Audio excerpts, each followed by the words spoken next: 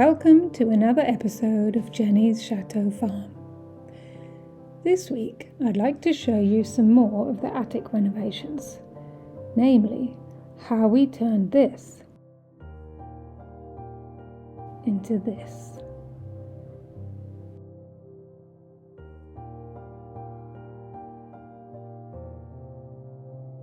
For those of you who might be new to this channel, first of all, welcome. But let's start with a brief recap. For the past couple of years, we have been renovating this house, and we decided to do it from the top down, starting with changing the very leaky roof. With the roof fixed, we're now at the level below, in the attic, with a project that I think is very exciting. My husband's recording studio, and along with it quite a few music rooms and technical areas, such as specific separate recording areas for vocals, drums and string quartets, various mysterious isolation booths for loud amplifiers, as well as my YouTube editing suite, a shared multi-purpose large live recording room and yoga studio that I showed you last week, a small self-contained flat that I will cover in a future episode, and last but not least, the linking of the piano room and the library 12 meters vertically downstairs on the ground floor of the house to the new control room in the attic.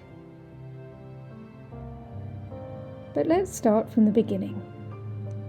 The attic was in bad shape, with some low false ceilings and some non-structure bearing walls dividing it that were hiding the beautiful beams supporting the roof structure.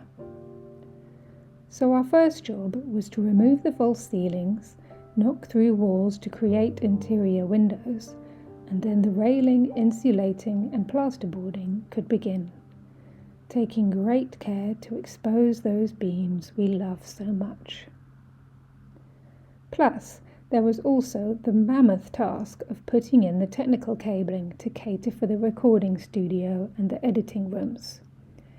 Cabling that was far and beyond the usual rewiring that is done during most renovations. The proudest part of this project has been all the technical wiring we've managed to do. First of all, laying all the technical wiring under the floor, which has been very difficult as it's had to go from the attic down to the cellar, which is the 4th floor. So it's been trying to hide pipes going right the way down through the whole of the house, which I'm very proud of, that we actually managed to work it out. So it's all laid over 700 meters of technical wiring. Also, all 360 audio lines come up under the mixing table. This will be the control room, and pretty much all the rooms in the house have wires so that you can record music, and it all arrives here into this patch bay. So for example, we can record the piano from the salon and it will arrive here to the control room.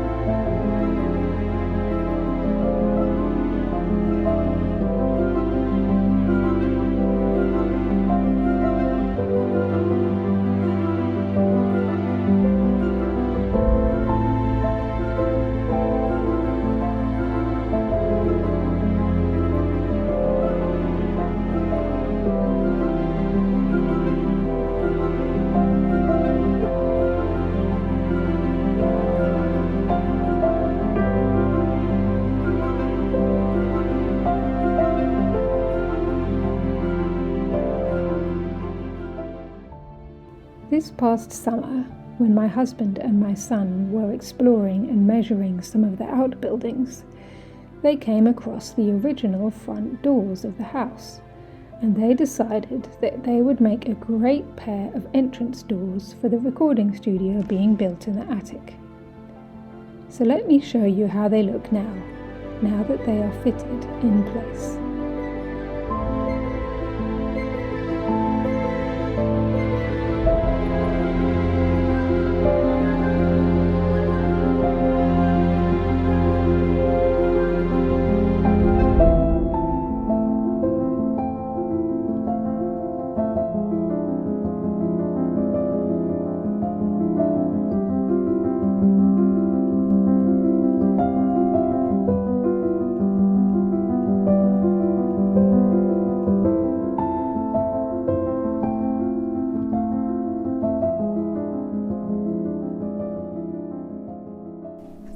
So here they are. The doors are in place and I think they look magnificent. Now I found a key downstairs, but it's not right. So we'll keep a lookout. I don't know if we have the right key, but you can open it with this big door handle, and then they open like this. Obviously, this door was already in place before we even thought about putting these doors here. We couldn't really move it, but that's fine. But the double doors is actually really helpful for a recording studio because it's only going to help with sound. So this is a relatively modern door with little sealants here, so that's relatively airtight, and this will just add to that. I think they're absolutely beautiful, and I love that the inside of these doors matches the faux bois effect that we have on the ground floor. I just think they're gorgeous, and it's just so nice to have them back in the house where they can be appreciated and rescued from the outbuilding. Now, while I'm here, I just wanted to tell you a little bit about Lasgu. Now, I'm very grateful to Lasgu for reaching out to us and sending us a couple of their laser levels. Now, in a house like this, where nothing is straight, I mean, you've seen the beams, and the walls and the floor are the same. Nothing is perpendicular to the other. So when it comes to jobs like hanging doors, where it's really important that they are plumb, especially big heavy doors, they're not going to swing properly if they're not properly up and down, then a laser level is really useful, because just, hanging them parallel to the wall just wouldn't work, frankly, or the floor. So they come in a lovely protective box, so that's really useful. They're quite affordable. It's about £35 sterling, or about 44 euros, I think, which is about $44. And it got the instructions in the box.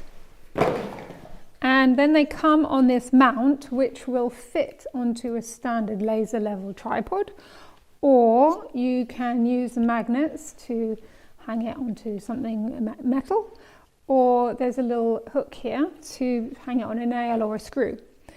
Or you can take off this black mount. So the black mount is quite handy because it allows you to slide it back and forth and side to side.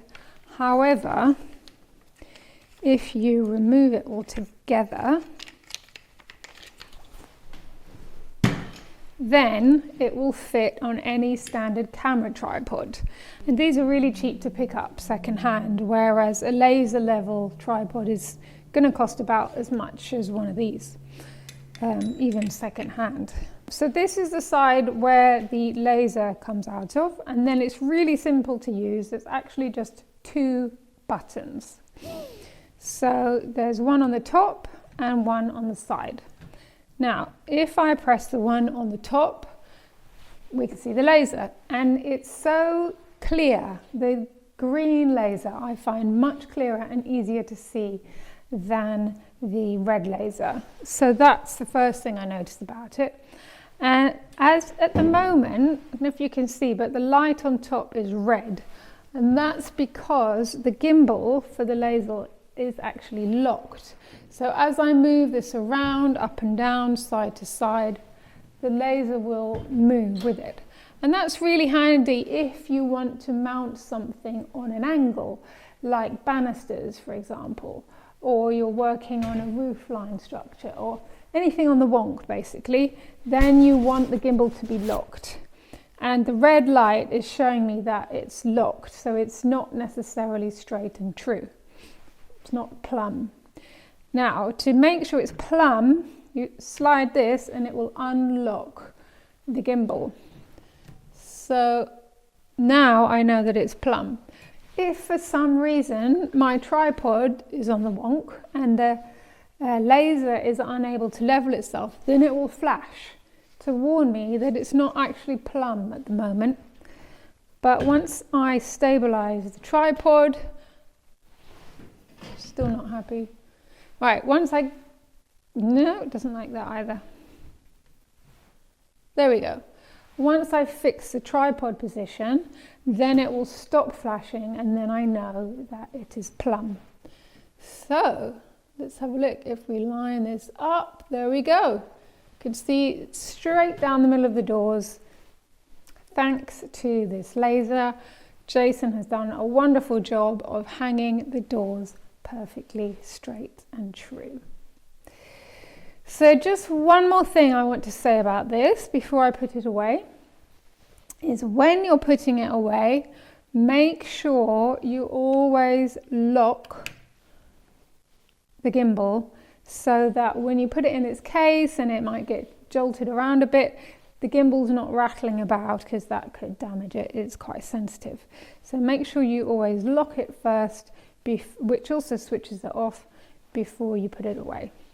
So yeah, that's it. It's a great little tool. I love that it's bright yellow. It's easy to see when you're, in your workshop and your tools are all everywhere, or when it's on site and you want to avoid knocking into it. So it's just a really useful tool, and in a house like this, it's just so useful. You can use it for hanging pictures, hanging wallpaper, hanging obviously doors, windows, shutters. So many different uses.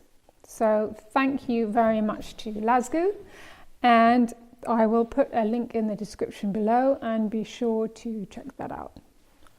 Speaking about things being plumb and level, we have actually gone out of our way to accentuate the unevenness of the walls, ceiling and interior windows in this attic studio.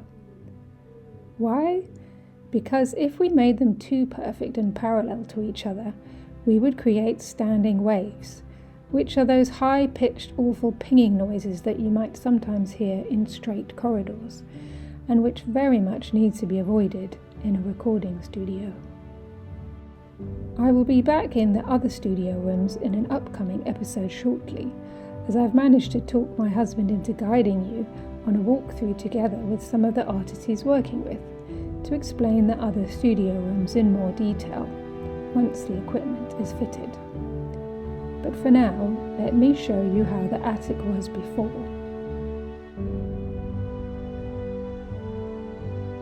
And the control room as it is today, awaiting the main equipment fit out.